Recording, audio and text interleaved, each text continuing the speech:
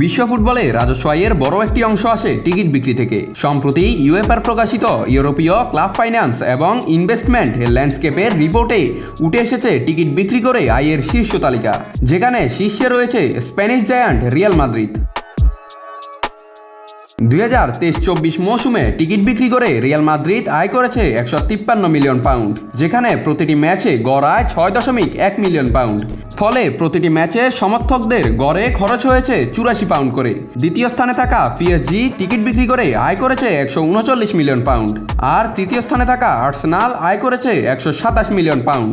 তবে 7 নম্বরে রয়েছে বার্সেলোনা, যাদের আয় 96 মিলিয়ন পাউন্ড। মূলত ক্যাম্প নুর সংস্কার কাজ চলায় বার্সেলোনা আপাতত খেলছে এস্তাদিও অলিম্পিকে, যার ফলে কমেছে তাদের টিকিট বিক্রির আয়।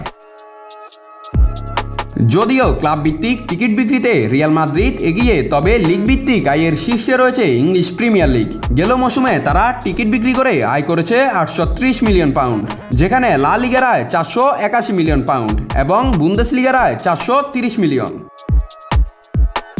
অন্যদিকে খরচের দিক থেকেও শীর্ষে রিয়াল মাদ্রিদ। ফুটবলারদের বেতন বাদে ক্লাব পরিচালনা খাতে তারা খরচ করেছে 361 মিলিয়ন পাউন্ড। দ্বিতীয় স্থানে রয়েছে টটেনহাম, যাদের খরচ 222 মিলিয়ন পাউন্ড, এবং তৃতীয় স্থানে বার্সেলোনা, যাদের খরচ 219 মিলিয়ন পাউন্ড। বার্সেলোনার ব্যয় বেশি হওয়ার অন্যতম কারণ হলো তাদের বিশাল কর্মী সংখ্যা।